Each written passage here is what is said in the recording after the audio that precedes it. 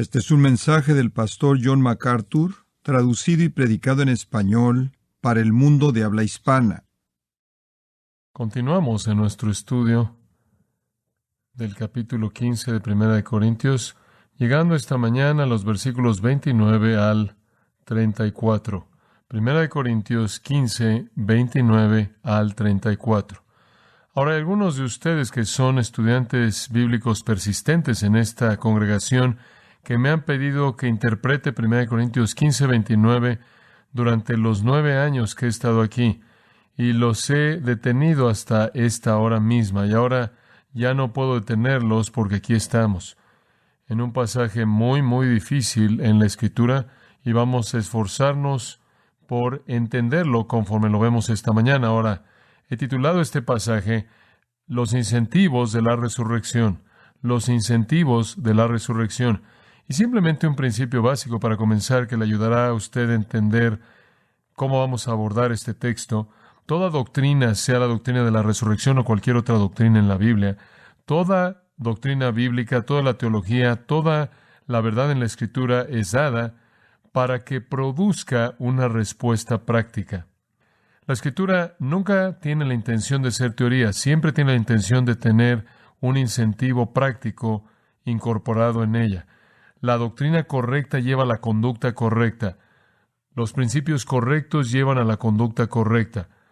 Así es la Biblia. Dios establece cierta verdad y después espera cierto tipo de conducta en respuesta a eso. La teología de la Escritura no es algo que simplemente debe ser discutido y simplemente ser objeto de plática entre teólogos, simplemente objeto de adhesión en credos. Es algo que debe ser vivido. E inherente en toda la teología, toda la verdad acerca de Dios es el hecho de que una respuesta práctica se manda por la verdad misma. Una buena ilustración de esto sería llevándolo de regreso a su Biblia al capítulo 12 de Romanos, simplemente para señalar lo que quiero decir en este principio. En el capítulo 12 de Romanos, en la primera parte del versículo 1, dice esto: Así que os ruego, hermanos, por las misericordias de Dios, que presentéis vuestros cuerpos en sacrificio vivo. Ahora nos detenemos ahí. Esta es la primera exhortación dada al creyente en el libro de Romanos. Aquí está. No viene sino hasta el capítulo 12, lo cual significa que hay 11 capítulos de teología. El tratado teológico más grande en el Nuevo Testamento está en los primeros 11 capítulos de Romanos, y después de toda esa teología, toda esa verdad acerca de Dios, toda esa doctrina pura, finalmente él dice, así que, y la frase clave es así que en el capítulo 12, así que, en base a todas estas doctrinas, que él llama, por cierto, las misericordias de Dios, todas estas cosas que están conectadas con la naturaleza de un Dios misericordioso, todas estas verdades teológicas, debido a que son presentadas, así que deben presentar su cuerpo en sacrificio vivo. Entonces, después de 11 capítulos de teología, entonces usted tiene la exhortación a la conducta. Siempre es característico del apóstol Pablo que la ética cristiana o la conducta cristiana o la moralidad cristiana se levanta del cimiento del mérito redentor. Usted ve en Romanos 1 al 11 que la mente de Pablo está abarcando todo y escudriñando las infinidades de la naturaleza de Dios, y él está aferrándose a todo punto sobresaliente de la naturaleza de Dios, la teología entera, y después de todas las infinidades que he estado tratando, de pronto él desciende a la tierra y dice, ahora hermanos, por tanto, esto es lo que se demanda de ustedes. Ahora, toda verdad teológica grande tiene implicaciones prácticas. De hecho, en el Salmo 116 llegamos a lo que realmente podría ser dicho como una respuesta al libro entero de los Salmos. El libro entero de los Salmos explica quién es Dios y lo que Él ha hecho. Quién es Dios y lo que Él ha hecho. Y después, cuando llega al 116:12, usted oye al salmista decir, ¿qué daré a Jehová por todos sus beneficios para mí? En otras palabras, todo lo que Él es y todo lo que Él ha hecho coloca sobre mí la necesidad de darle a Dios algo de mí en respuesta. Ahora usted lo tiene ilustrado de nuevo, creo, en el capítulo 7 de Lucas, y quiero que lo vea porque quiero establecer este principio en su mente a partir de este pasaje. En Lucas 7, versículo 40, Jesús respondiendo dijo a Simón, ahora observa esto, Simón, tengo algo que decirte, y él le dijo, Maestro, adelante. Hubo cierto acreedor que tenía 2 deudores. Uno le debía 500 denarios y el otro 50. Y un denario sería el trabajo de un día, entonces eso es mucho. Uno debía el trabajo de 500 días y uno 50 en dinero. Y cuando ellos no tuvieron nada que pagar, francamente, perdonó a ambos. Dime, por tanto, ¿quién le amará más? Simón respondió y dijo, supongo que aquel a quien le perdonó más. Y le dijo, has dicho correctamente. Ahora, esto es lo que eso está diciendo. Nuestra respuesta es en medida al grado al que Dios nos ha beneficiado. En otras palabras, debemos ver lo que Dios ha hecho y responder a la obra magnánima, amplia de Dios a favor nuestro en términos prácticos. Esa es la esencia de este principio. En primer lugar, usted ve la magnitud de lo que Dios ha hecho y después debe haber esa respuesta en nuestras vidas que encaja con esa obra, la totalidad de la gracia de Dios a favor nuestro. Un principio muy simple, sin embargo, muy, muy importante. Ahora, al llegar a 1 Corintios 15:29, esto es precisamente lo que Pablo está presentando aquí. Él está diciendo, miren, el concepto entero de la resurrección, de la verdad de la resurrección, establece imperativos muy fuertes. Debido a que la resurrección es una realidad, y él ha establecido eso en los primeros 28 versículos, sin duda alguna, debido a que la resurrección es una realidad, debido a que la resurrección es un hecho, conlleva grandes incentivos o grandes motivaciones. Si quitamos la resurrección corporal, perdemos esos incentivos. Perdemos esas motivaciones. Pablo quiere decir aquí, no podemos hacer que la gente presente su cuerpo a Cristo, no podemos hacer que la gente venga a Cristo, no podemos hacer que la gente sirva a Cristo, no podemos hacer que la gente viva una vida santa si no tenemos una resurrección. Y entonces de nuevo vemos cómo Pablo aborda este capítulo, diciéndole a los críticos en el versículo 12 ahí, que decían que no había resurrección. Si dicen eso es lo que han hecho. Y en esta sección pequeña, él de hecho dice, lo que han hecho es quitar algunos incentivos importantes de la vida cristiana. Principios de conducta. Y a lo que se reduce es a esto. La gente no va a entregar su vida a algo en lo que realmente no tienen esperanza. Y si usted le dice a la gente que no hay resurrección corporal, ¿qué le hace pensar por un minuto que van a molestarse con el cristianismo? ¿O qué le hace pensar que van a vivir una vida sacrificial? ¿O qué le hace pensar que van a apartar su vida a la santidad si no hay resurrección, si no hay consecuencias, si no hay recompensas, si no hay castigo, si nunca hay rendición de cuentas? Esa es la esencia de este capítulo. Por otro lado, si hay resurrección, si enfrentaremos a Cristo, si tendremos que estar ante el tribunal de Cristo, si habrá un día de reunión en el cielo, si habrá un momento en el que moremos con el Señor Jesús y los santos de todos los siglos para siempre, si existen esas cosas en la eternidad que esperamos y en las que podemos creer, entonces hay incentivo para esta vida. Ese es su punto. Estoy seguro de que estará de acuerdo conmigo con que nada corto de la confianza de la resurrección, de la esperanza de la resurrección, jamás habría permitido que Esteban se colocara bajo las piedras mientras que su vida estaba siendo quitada y pidiera perdón por aquellos que lo hicieron. Nada menos que la esperanza de resurrección lo habría permitido, como la tradición nos dice, que Andrés fuera crucificado, siendo amarrado a una cruz y dejado ahí durante días hasta que muriera. Nada menos que la esperanza de resurrección habría permitido que Pedro viviera su vida para Cristo, para terminar finalmente crucificado de cabeza, de nuevo como la tradición nos recuerda, si no fuera porque creía que algún día él vería a su maestro cara a cara y oyera, bien hecho, Pedro, y que algún día estará en el cielo y viera algo del fruto de su labor. Y estoy seguro que nada más que la esperanza de resurrección habría permitido que el apóstol Pablo entregara su vida continuamente y finalmente colocara su cabeza sobre un bloque y que fuera separada de su cuerpo. Nada menos que la esperanza de resurrección habría hecho que él hiciera eso. Él lo hizo con fe absoluta de que él vería a Cristo y que él vería a la gente a quien él amaba y había ganado a Cristo en esta vida, y él sería parte de la comunidad redimida para siempre con Dios. Fue ese tipo de esperanza que fue un incentivo para ese tipo de personas.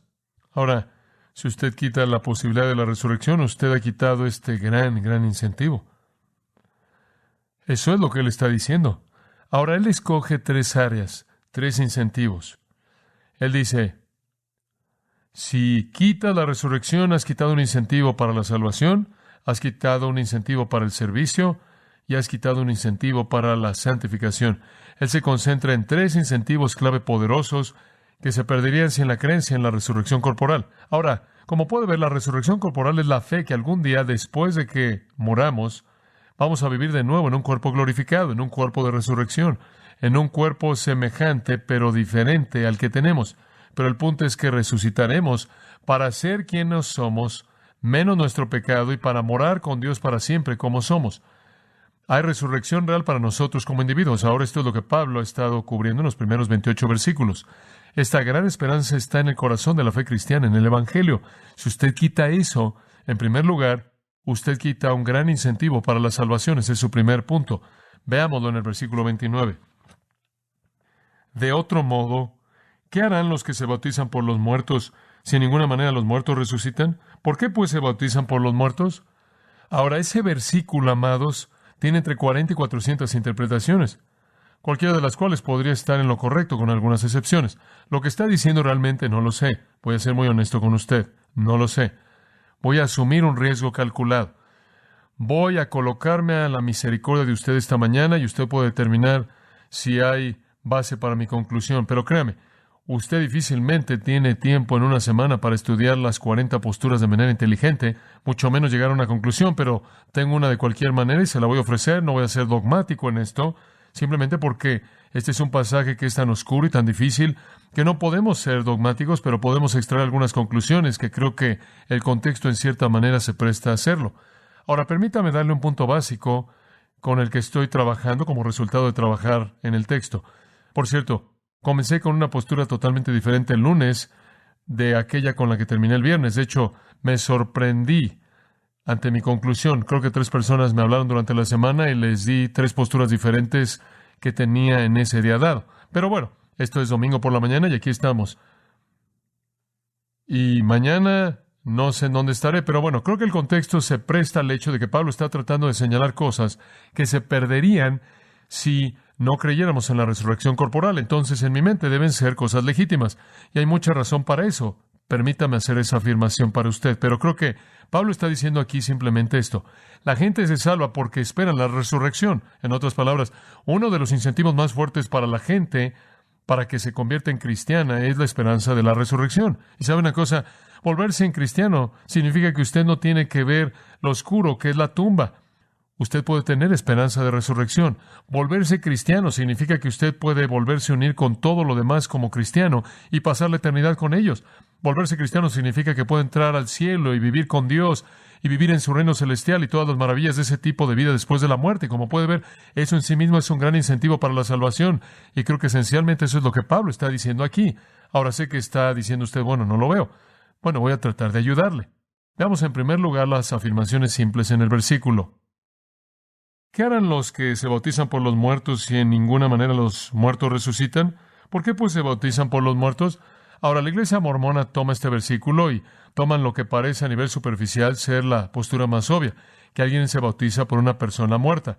Y los mormones lo llaman el bautismo vicario. Y enseñan, incidentalmente, usted podría señalar que esto no es común solo para el mormonismo, que fue una herejía enseñada por 2 padres de la antigüedad en la iglesia conocidos como Cerinto y Marción. Ambos creían en esto, de hecho fue identificado como herejía en ese entonces, pero dicen, Pablo está diciendo esto, que un cristiano que está vivo y ha sido bautizado puede ser vuelto a bautizar para una persona muerta, para que la persona muerta pueda ser salvada. Muy bien, entonces si su querido amigo en el trabajo se muere sin el Señor, usted puede venir aquí, bautizarse por esa persona muerta y de esa manera él va a ser salva. Los mormones, claro, enseñan que los espíritus de aquellos que han muerto no pueden entrar al cielo, a menos de que un mormón se bautice por ellos. Ahora, es obvio, creo que para todos nosotros que no creemos en eso. El bautismo vicario solo podría ser extraído de este texto, y hay un principio simple de interpretación bíblica. Usted nunca genera una doctrina de un texto oscuro cuando ningún otro texto en la Biblia lo enseña. Digo, eso es atacar sin misericordia a la Biblia con su propia tendencia y hacerla decir lo que usted quiere que diga, y usted no puede hacer eso. La persona que se bautiza no se salva al ser bautizada, mucho menos por una persona muerta. Creemos que usted es salvo por la fe en Jesucristo, ¿verdad? El bautismo simplemente es un acto de fe obediente que proclama ese testimonio de salvación. Pero nadie es salvo por bautismo, no las personas vivas, por no decir nada de las muertas. Está establecido que los hombres mueran una sola vez. La Biblia dice, después de esto, el bautismo, no, después de esto el juicio. El bautismo cristiano se tiene en mente en este versículo, veámoslo, veamos el término bautizado, tomémoslo parte por parte. El término bautizado se refiere al bautismo cristiano, yo creo.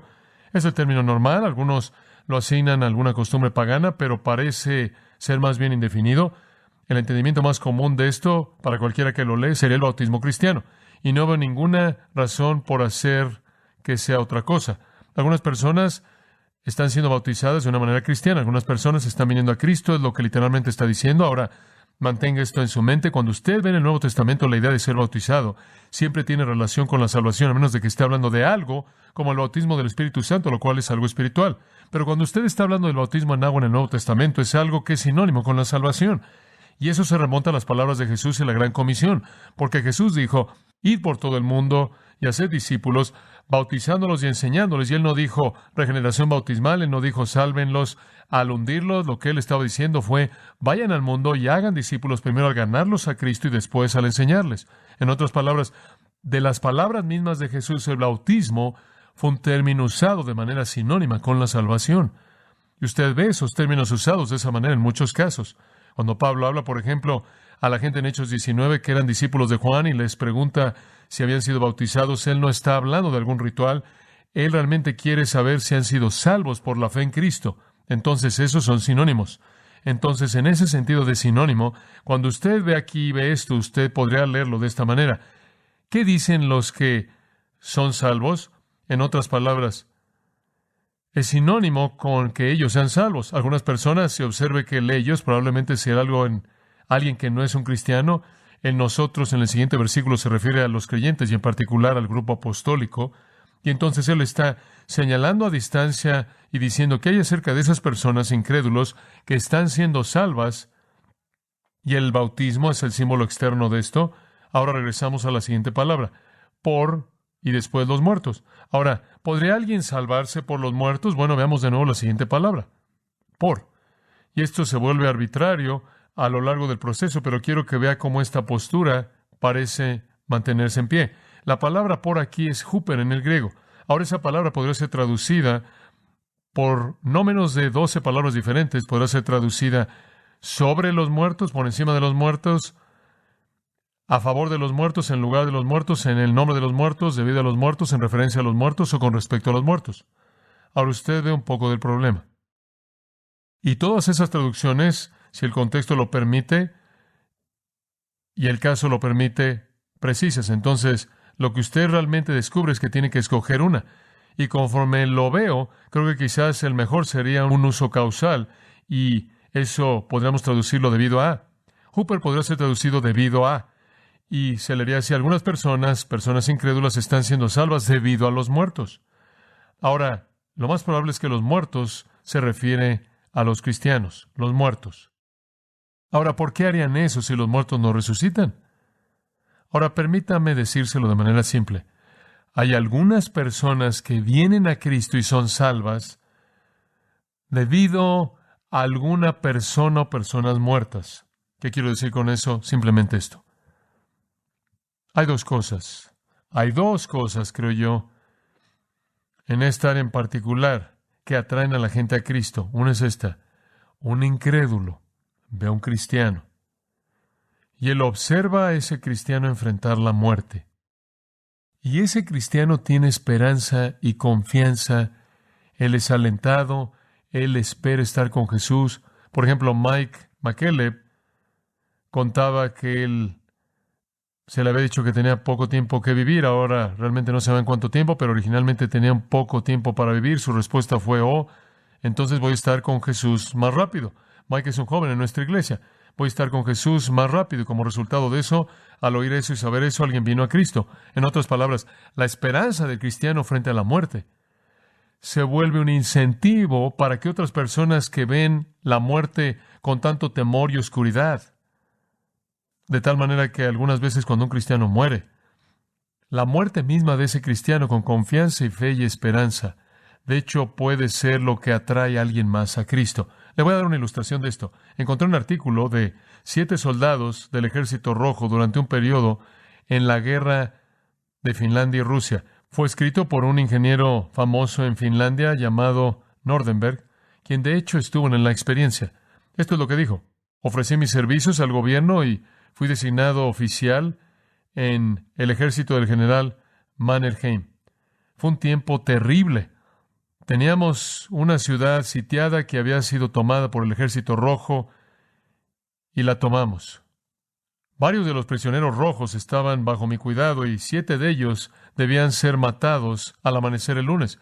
Nunca olvidaré el día anterior a este. Los 7 hombres fueron mantenidos en el sótano del edificio principal y mis hombres estuvieron atentos con sus rifles. La atmósfera estaba llena de odio. Mis soldados estaban borrachos de éxito y desfilaban a sus prisioneros. Algunos golpeaban las paredes con sus puños sangrientos diciendo vulgaridades. Otros llamaban a sus esposas e hijos que estaban lejos porque sabían que en el amanecer iban todos a morir. Tenemos la victoria, eso era verdad. Pero el valor de la victoria parecía disminuir conforme la noche avanzaba. Después algo extraño pasó. Uno de los hombres condenado a la muerte comenzó a cantar. Él está loco, fue lo que todo el mundo pensó al principio. Pero me di cuenta de que este hombre, cuyo nombre era Koskinen, no había dicho ninguna mala palabra. En silencio se sentó en su banca, nadie le dijo nada a él. Cada uno estaba cargando su propia carga a su propia manera. Koskinen cantó, titubeando un poco, y después su voz se volvió más y más fuerte y se volvió natural y libre, y todos los prisioneros lo voltearon a ver conforme cantaba estas palabras: seguro en los brazos de Jesús, seguro en su pecho gentil. Ahí por su amor cubierto, con dulzura mi alma descansará. Oíd la voz de los ángeles, una canción para mí, sobre los campos de las piedras, sobre el mar de cristal. Una y otra vez él cantó esa estrofa y cuando había acabado, todo el mundo estuvo en silencio por unos minutos y después un hombre que se veía raro le dijo: ¿de dónde sacaste eso, tonto? ¿Estás tratando de hacernos religiosos? Koskinen vio a sus camaradas con ojos llenos de lágrimas y en silencio dijo: camaradas, ¿me escuchan por un minuto? Me preguntaron de dónde saqué esta canción. Fue del Ejército de Salvación. Lo oí 3 semanas atrás. Mi madre cantaba a Jesús y le oraba con frecuencia. Él se detuvo por un momento, como si para recuperar fuerzas, y después se puso de pie, siendo el soldado que era, y vio hacia adelante y dijo: es cobarde esconder sus creencias. El Dios en el que mi madre creía es mi Dios. No puedo decir cómo pasó, pero anoche, conforme estaba despierto, de pronto vi el rostro de mi madre frente a mí. Recordé la canción que había oído. Pensé que tenía que encontrar al Salvador y esconderme en Él. Oré porque Cristo me perdonara y limpiara mi alma pecaminosa y me preparara para estar de pie delante de Él. Fue una noche extraña. Hubieron ocasiones cuando todo parecía brillar a mi alrededor. Versículos de la Biblia y del himnario me vinieron a la mente. Fue la respuesta de Dios a mi oración. No podía mantenerlo para mí mismo. En unas cuantas horas estaré con el Señor, pero salvado por su gracia. El rostro de Koskinen brillaba como si fuera iluminado por una luz interna. Sus camaradas se sentaron en silencio. Él mismo se mantuvo de pie, fijo. Mis soldados estaban escuchando a lo que este revolucionario rojo tenía que decir. «Tienes razón, Koskinen», dijo uno de sus camaradas al final. «Si tan solo supiera que hay misericordia para mí también, pero estas manos mías han derramado sangre y ahora he maldecido a Dios y he pisado todo lo que es santo y me doy cuenta de que hay un infierno y es el lugar apropiado para mí». Y él se hundió en el suelo en desesperanza. «Ora por mí, Koskinen», y él gimió. «Mañana moriré y mi alma estará en las manos del diablo». Estos 2 soldados rojos cayeron de rodillas y oraron el uno por el otro. No fue una oración larga, pero llegó al cielo, y los que le escuchamos olvidamos nuestro odio. Se derritió en la luz del cielo, porque aquí estaban 2 hombres que pronto iban a morir buscando la reconciliación con su Dios. El cambio en la atmósfera fue indescriptible. Algunos de los hombres se sentaron en el suelo, algunos en las bancas, algunos lloraron en silencio, y otros hablaron de cosas espirituales.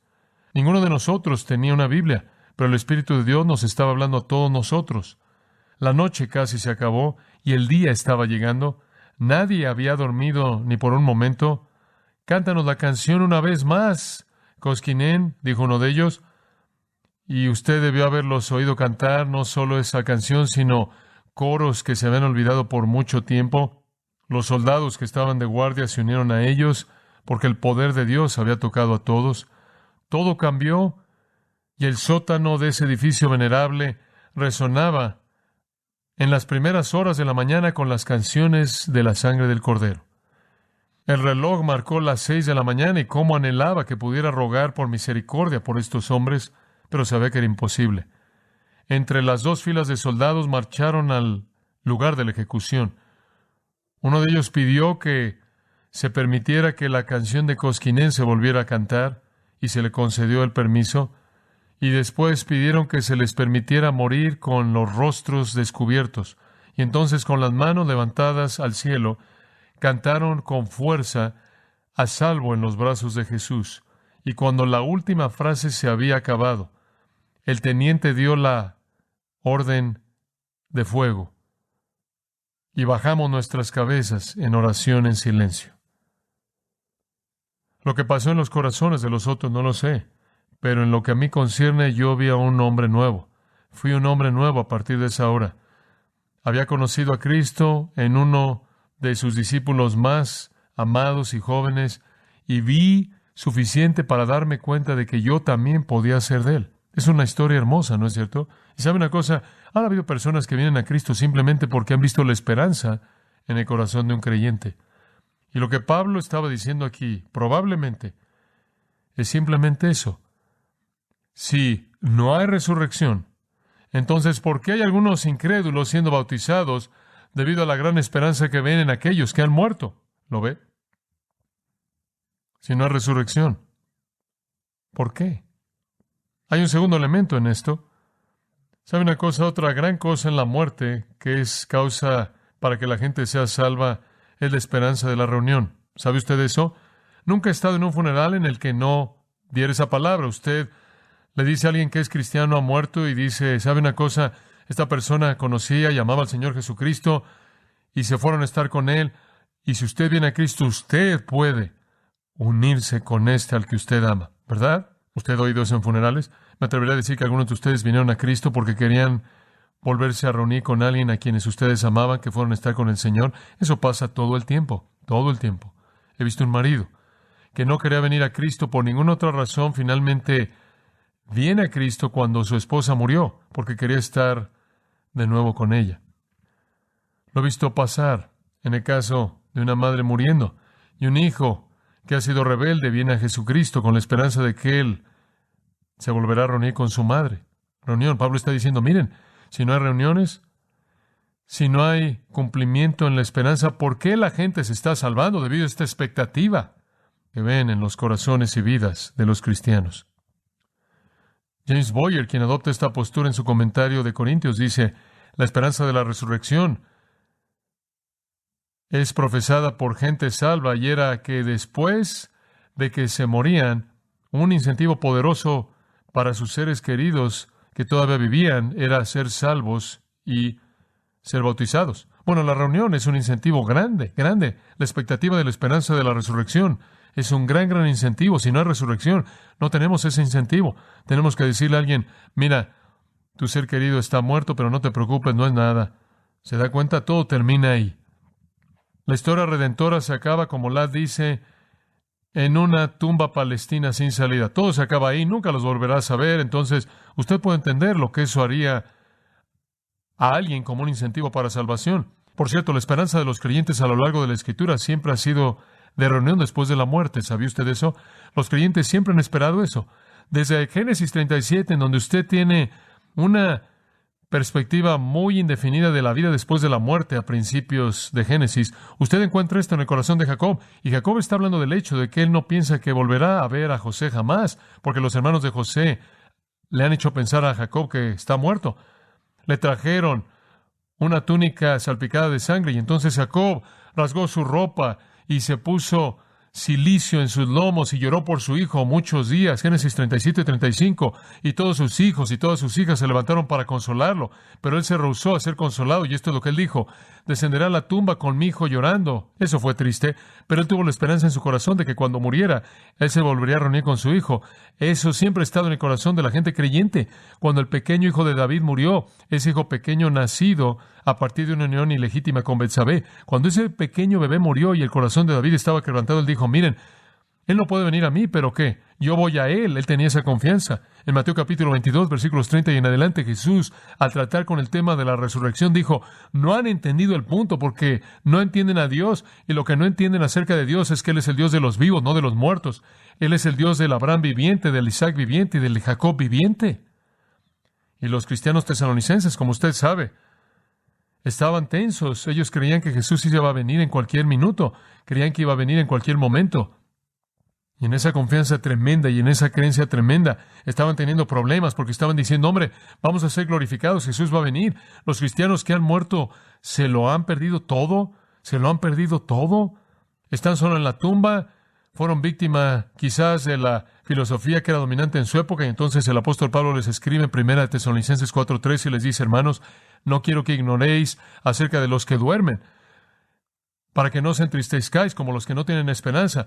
No tengan tristeza como los griegos que no creen en la vida después de la muerte ni la resurrección. Si creemos que Jesús murió y resucitó, así también los que durmieron en Jesús, Dios, ¿qué? Los va a traer de regreso con Él. No tienen que temer. Vamos a volver a reunirnos. Todos van a estar ahí. Reunión de nuevo. La reunión siempre ha estado en el corazón de los creyentes. Y muchos han venido a Cristo debido a la esperanza de la resurrección. Muchos han venido a Cristo porque han visto la confianza de un cristiano que está muriendo. No puedo evitar el pensar en Hechos 7, cuando Esteban estaba siendo apedreado y dice que colocaron sus túnicas, la gente que lo estaba apedreando, colocaron sus túnicas a los pies de un hombre llamado Saulo, que resultó ser Pablo. No puedo evitar sino pensar que el Espíritu Santo incluyó esa pequeña nota ahí simplemente para que en cierta manera pensáramos que el apóstol Pablo nunca debió haber olvidado el brillo del rostro de Esteban, el perdón en su corazón, la esperanza de que tenía frente a la muerte, y simplemente quizás al recordar esa gran esperanza de Esteban muriendo, fue parte de la causa por la que Pablo respondió de manera tan instantánea en el camino a Damasco. Quizás la esperanza de Esteban fue parte de lo que hizo que Pablo se volviera tan rápidamente a Cristo. Pero si los muertos no resucitan, no hay unión con Cristo, la tumba es el fin, no hay manera en la que podamos tener esperanza, ese incentivo para la salvación está perdido. Ahora, Pablo dice, hay una segunda cosa aquí, de regreso al capítulo 15, una segunda cosa. Si no hay resurrección, en segundo lugar, hemos perdido el incentivo para el servicio. Hemos perdido el incentivo para el servicio. Realmente no hay problema al interpretar esto. Esto es obvio. Él dice, versículo 30, ¿y por qué nosotros peligramos a toda hora? Él dice, miren, si no hay resurrección, ¿por qué estoy haciendo esto? ¿Por qué soy algún tipo de masoquista? ¿Por qué estoy en peligro toda hora? Francamente, amado, realmente creo que si usted quita la esperanza de la resurrección, usted va a arrancar la motivación del servicio a Jesucristo. ¿Por qué? Porque lo único que hace que la gente esté dispuesta a sufrir, dispuesta a soportar, dispuesta a enfrentar todo tipo de dificultad por el trabajo de servir a Cristo a costa de lo que sea, es el hecho de que algún día ese trabajo va a tener resultados eternos, que algún día va a haber fruto en el cielo y que van a ver que Jesús dijo que permanecería, que algún día van a estar delante de Jesús y decir, aquí estoy, di mi mejor esfuerzo, y van a oír bien hecho, y eso va a hacer que valga la pena. Escuche, si no hay nada más, si tan solo tenemos nuestros espíritus flotando y son absorbidos en algún tipo de neblina eterna, y si no vamos a hacer lo que somos ahora, y si la tumba es el fin, y si no hay resurrección, como algunos estaban diciendo en la iglesia corintia, entonces no hay razón para entregar mi vida como sacrificio ahora. Hombre, esto es todo lo que hay, tengo que disfrutarlo. ¿Se da cuenta? Voy a unirme al comercial de cerveza, voy a disfrutar de todo lo que pueda, porque solo vivo una vez, voy a disfrutar lo más que pueda, y ciertamente no voy a presentarme como un sacrificio ardiente, desperdiciar mi vida y morir y entrar a la oscuridad para siempre. El servicio depende de la esperanza de la resurrección. Sufrimos porque vemos eso por delante. Estaba viendo la otra noche cuando Ali estaba peleando contra Ernie Shavers, y yo estaba pensando, eso es loco, estos hombres ya adultos golpeándose y soportando toda esa agonía. Y después una pequeña voz me dice, sí, acuérdate, me acuerdo, MacArthur, yo solía jugar fútbol americano, ¿es diferente? No es muy diferente. ¿Por qué la gente hace eso? ¿Por qué la gente se castiga así? Solo hay una razón. Y eso es debido al potencial de victoria y éxito y gloria. Eso es todo. Usted quita todo eso y no hacen eso. Lo mismo es verdad en la vida cristiana. Usted quita toda la gloria, usted quita toda la recompensa, usted quita todas las consecuencias eternas, usted quita la victoria y nadie va a molestarse con eso. Pablo dice, en toda hora, él estaba en peligro. Ahora alguien va a decir, bueno, Pablo, estás hablando un poco en términos evangelísticos. Pablo, me doy cuenta de que es parte de la profesión hablar en términos hiperbólicos así, pero después de todo, ¿toda hora? Pablo, de vez en cuando tienes un descanso del riesgo. Entonces él es muy apasionado en el versículo 31 y él dice literalmente, juro que así es. Y después al final del versículo, el versículo realmente dice, y puedo leerlo de esta manera, juro que muero diariamente. Y él no está hablando de alguna gran crucifixión espiritual de sí mismo. Esto no es morir diariamente en términos de devoción a Cristo. Él está diciendo, yo juro que diariamente estoy a un paso de morir físicamente. Diariamente, esta no es una exageración. Y él jura. Y es interesante que él sea tan apasionado como para jurar. El término juro, la cual en su Biblia podría decir protesto, es una partícula griega aquí que es usada para presentar un juramento. Él quiere realmente hacer que sea solemne este punto, y él jura. Y es interesante la manera en la que lo hace. No es traducido quizás de la mejor manera en ciertas versiones.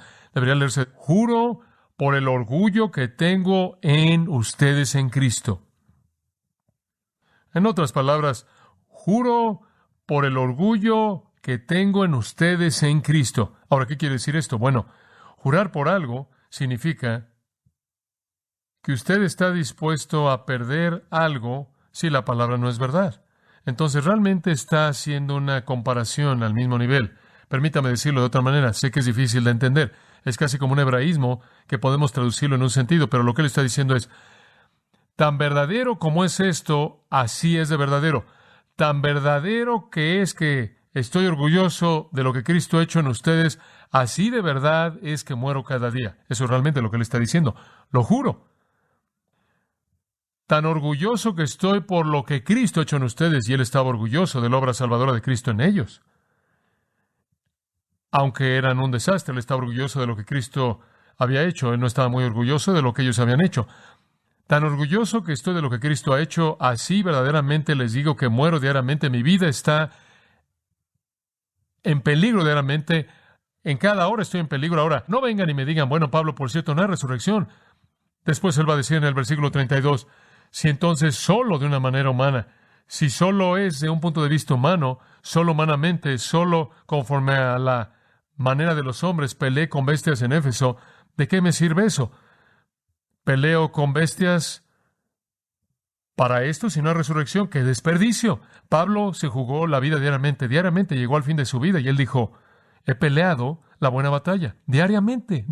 Lea 2 Corintios capítulo 4. Y vea todas las cosas que él dice ahí.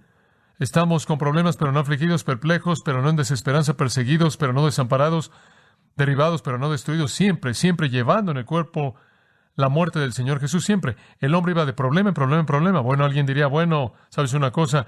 Yo sé que de vez en cuando te metes en pequeños problemas. Me acuerdo por ahí en Damasco, tuviste que bajar por un cesto ahí sobre el muro. Me acuerdo cuando tuvimos que enviarte en una ocasión porque los griegos querían matarte. De vez en cuando, Pablo, tienes problemas. Pablo dice, los tengo diariamente. Y la razón es que Pablo solo conoció un tipo de ministerio. Y esa era confrontación. Y él chocaba con el sistema diariamente en su vida y generaba antagonismo diariamente. Y él dice, no me vengan a decirme que he estado haciendo todo esto solo para esta vida. Esta no es una manera de vivir. Solo estoy tratando de desechar esta vida e invertir en la próxima. Él incluso dijo, considero todo en esta vida como estiércol. ¿No dijo eso? Es un desperdicio.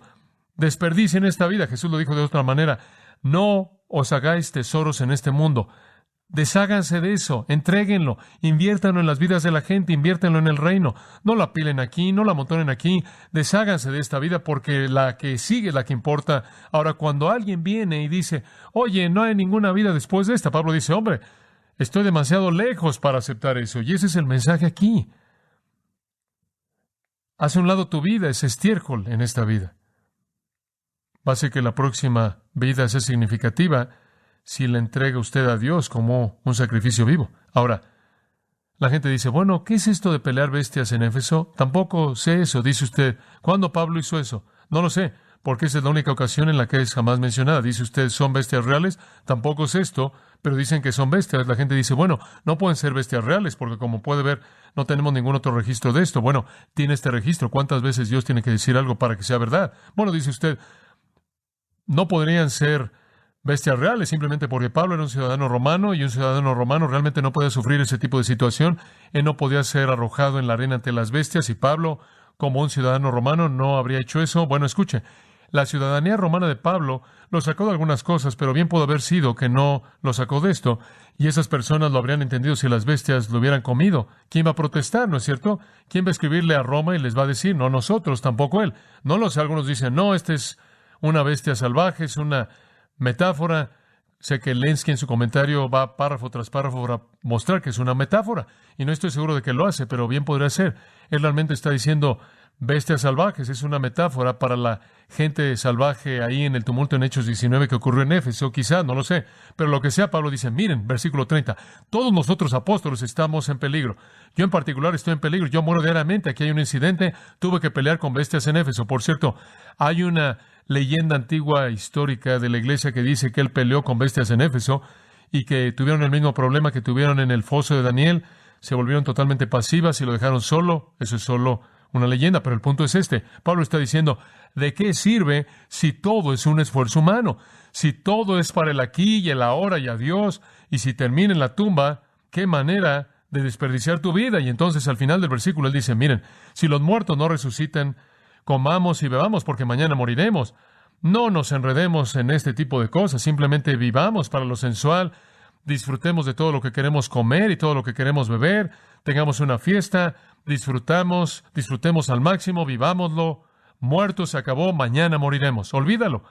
Como el rico necio, come, bebe y regocíjate, mañana moriremos. Por cierto, eso no es nada nuevo, esa es una cita directa de Isaías 22:13, y así es como la gente sin esperanza de resurrección siempre ha vivido.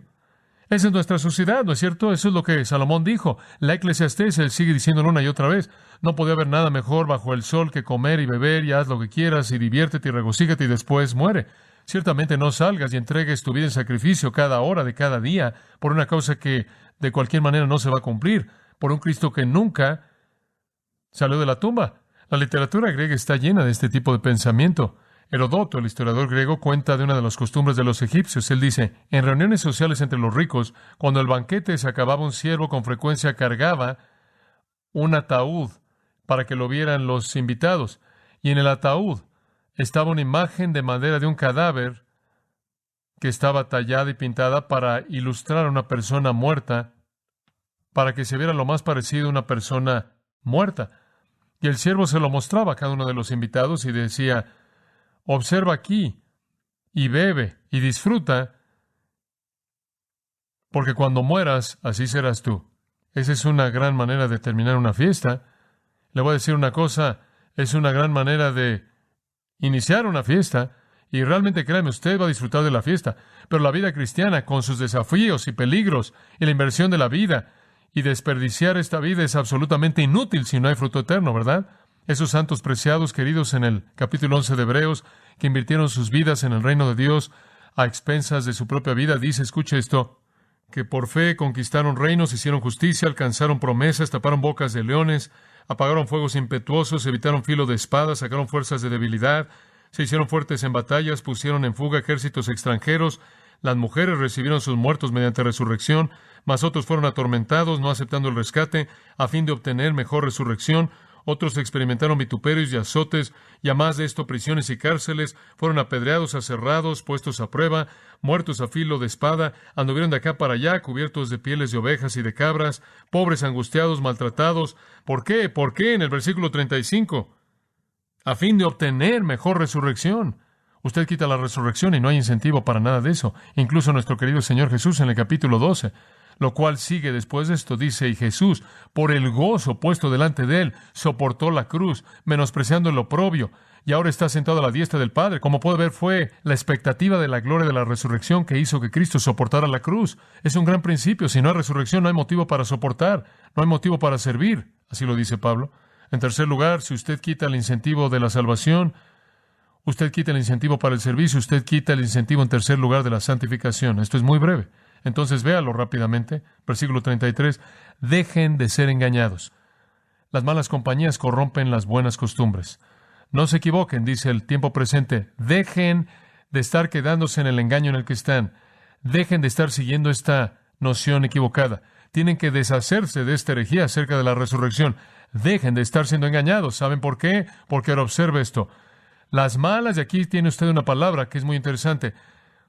Las malas, corrompen las buenas costumbres. Ahora, la palabra homilía básicamente significa asociación, una asociación mala. No obstante, según algunos léxicos, también conlleva el significado de un sermón o un discurso. Ahora, si combinamos esos dos significados, esto es lo que obtenemos. Dejen de estar siendo engañados. Estando cerca de gente mala, dando mensajes malos que va a llevar a valores morales malos. O si quiere simplemente unirlo todo, comprimirlo, la teología mala corrompe los valores morales buenos. La idea aquí es asociarse con alguien que está enseñando teología mala, estar cerca de un discurso malo. Una asociación mala con un individuo malo dando un discurso malo será la combinación de importancia del término en griego. Y el versículo 34, observe que dice a la mitad del versículo, algunos no tienen el conocimiento de Dios. Como puede ver, algunos en la iglesia no conocían a Dios verdaderamente, no conocían la enseñanza de Dios verdaderamente, y entonces están promoviendo herejía. Y escuche esto. Ahora aquí está el punto que presentamos al principio del mensaje. La teología mala lleva a la conducta mala, así como la teología buena lleva a la conducta buena. Así como debido a todo lo que Dios ha hecho, debido a esta verdad, así deben vivir. Entonces, si usted presenta el error, usted va a tener moralidad corrupta. Entonces él dice, dejen de ser engañados, la teología mala va a corromper sus valores morales buenos. Tienen que dejar la asociación con estas personas que están enseñando esta herejía.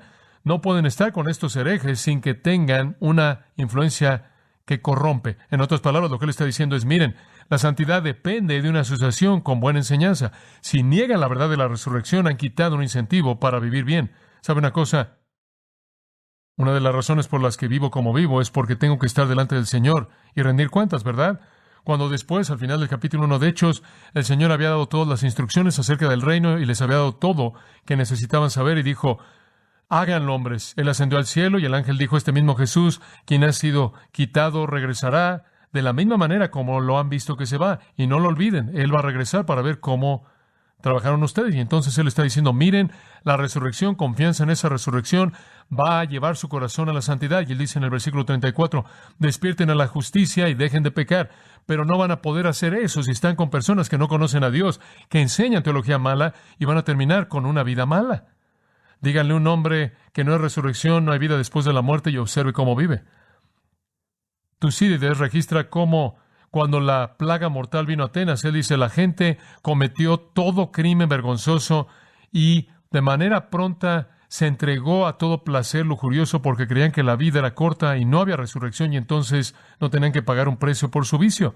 Horacio da su filosofía. Él dice, díganles que traigan vino y perfume. Y los retoños que viven por muy poco tiempo de la rosa hermosa, mientras que la circunstancia y la edad y los hilos negros del destino de las tres hermanas nos permitirán aún hacerlo así. Catulo escribe un poema famoso, uno de los poemas más famosos jamás escritos. Él dice esto, vivamos en Lesbia y amemos y valoremos los cuentos de los hombres antiguos austeros por media moneda. Los soles se pueden poner y después regresar, pero para nosotros, cuando una vez que nuestra luz breve se pone, no hay más que la noche perpetua en la que debemos dormir. Entonces, Lesbia, disfrutemos, amemos, todo se va a acabar. Quita el pensamiento de la vida venidera, quita el pensamiento de la rendición de cuentas a Dios, y usted quita el incentivo para la santificación y la santidad. La vida pierde su valor y la moralidad su motivo. La teología mala, una teología sin resurrección, es una teología que no conoce a Dios, y ese tipo de teología lleva una vida mala. Y él dice, más vale que cambien, ve al versículo 34, y despierten a la justicia. Y él dice al final del versículo 34, me da vergüenza que les tengo que recordar, porque deberían haberlo sabido. Como pueden ver, amados, la resurrección tiene implicaciones tremendas. Si Jesús resucita de los muertos, si Él está vivo y nosotros viviremos también, entonces hay un incentivo para que la gente sea salva porque hay esperanza después de la muerte y hay reunión. Hay un incentivo para que la gente sirva a Jesucristo, porque usted puede entregar esta vida y saber que usted va a recibirla multiplicada por 1,000,000 en la vida venidera. Hay un incentivo para la santificación, porque la moralidad será honrada y recompensada en los días venideros, y cualquier cosa menos que eso es una herejía vergonzosa y va a corromper la verdad. Entonces Pablo dice, aférrense a la resurrección. Oremos juntos. Padre, te damos gracias por las verdades que hemos compartido esta mañana, y sabemos que estas son cosas verdaderas. Confiamos en que son la intención del escritor en este texto y sabemos sobre cualquier otra cosa que son verdad. Oramos porque vivamos de tal manera frente a la muerte que otros al vernos, incluso al morir, se verán atraídos a Cristo para que ellos también puedan tener dicha esperanza. Confiamos en que algunos que están en medio de nosotros esta mañana incluso puedan ser atraídos a Jesucristo porque el deseo es tan fuerte en su corazón por acompañar a alguien, volverse a reunir con alguien a quien aman. Es suficiente pensar en solo tener una reunión con Jesucristo. Eso es suficiente para atraernos, para ser bautizados en su nombre. Padre, ayúdanos a saber que debido a que viviremos para siempre en la vida próxima, debemos entregarnos al servicio con sufrimiento. Debemos entregar nuestras vidas de manera total, entregarlas, por así decirlo, como si fueran estiércol para que podamos hacernos tesoro en el cielo. Ayúdanos también, Padre, a darnos cuenta de que lo que creemos del futuro va a determinar cómo vivimos en el presente. Ayúdanos a vivir como aquellos que deben rendir cuentas. Ayúdanos a vivir como aquellos que pueden estar ante tu rostro, sin vergüenza y con valentía decir, por el poder del Espíritu de Dios, me he esforzado a vivir para honrar al Rey. Que aceptemos los incentivos de la resurrección, para que seamos para la alabanza de tu gloria en el nombre de Jesús. Amén. Usted ha escuchado a John MacArthur